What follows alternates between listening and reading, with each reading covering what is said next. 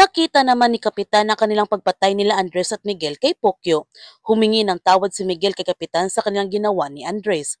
Kinakailangan lang talaga nilang protektahan ang kanilang mga sarili.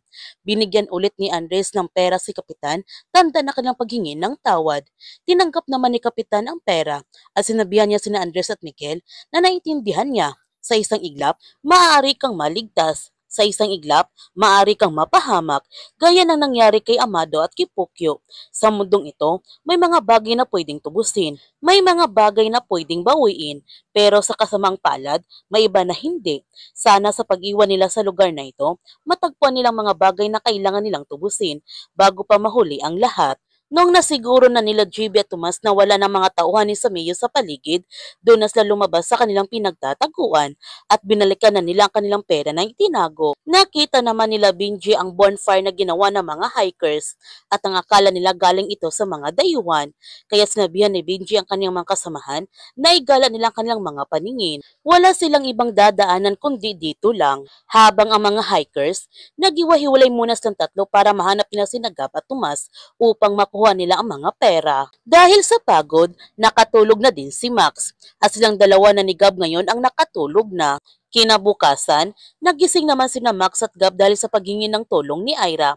Bago nila puntahan ang kinaroonan ni Ira, chinik muna nila ang pera kung nandito pa ito. Nahuli naman si Ira ng mga tauhan ni Sameo. Ang akala nila na siya ang kasabwat ng mga dayuhan. Buti na lamang dumating sina Gab at Max sa kinaroonan ni Ira at nailigtas nila ito. Noong narinig nila Benji ang mga putok ng barel, agad nila ito sinundan. Gayunpaman, sinabihan ni Miguel si Andres na sana sa isang araw matagpuan na rin niya ang kanyang kapatid. Sana mahanap na niya ito. Nagtanong si Andres kay Miguel kung ayos lang ba ito. Ang sagot ni Miguel na ayos lang, pero hindi. Kasi tingin niya parang wala na siyang maitutubos pa. Ganito lang ba ang buhay? Hindi na siya makabangon-bangon. Ang hirap. Pagod na siya nito. Nakakapagod. Alam niya, dati masaya ang kanyang buhay. Sundalo siya, may pamilya siya, asawa at anak. Masaya sila, pero paulit-ulit na lang. Tuwing sinusubukan niya, lagi siyang nabibigo. Sasabihin niya sa kanyang sarili, mangako, hindi na siya iinom, pero ganun pa rin. Kaya ngayon, iniisip niya paano niya mabubuo ang kanyang pamilya sa lahat ng mga nagawa niya. Nagtanong si Andres kung ano ang kanyang nagawa. Dito na nga sinabi ni Miguel kay Andres na pinatay niyang kinakasama na kanyang asawa, ngunit hindi niya matandaan na ginawa niya ito dahil sa kalasingan. Pero base sa napanood niya na video, parang totoo nga na pinatay niya ito. Sinabihan ni Andres si Miguel paano kung hindi niya napatay ito.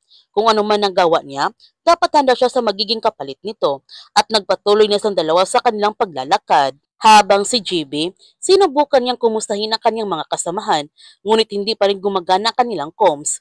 Nung nakita ni Tomas ang ilog, agad siyang pumunta doon upang uminom ng tubig. Nung tapos na siya nito, si GB na naman ang iinom ng tubig sa ilog. Ngunit nakita sila ng mga tauhan ni Sameo at pinaputukan sila nito ng baril. Kaya nagkaroon na nga ng engkwentro sa pagitan nila GB at ang mga tauhan ni Sameo. Ganon din ang nangyari nila Andres at Miguel. Pinapaputukan din sila ng baril ni Emer.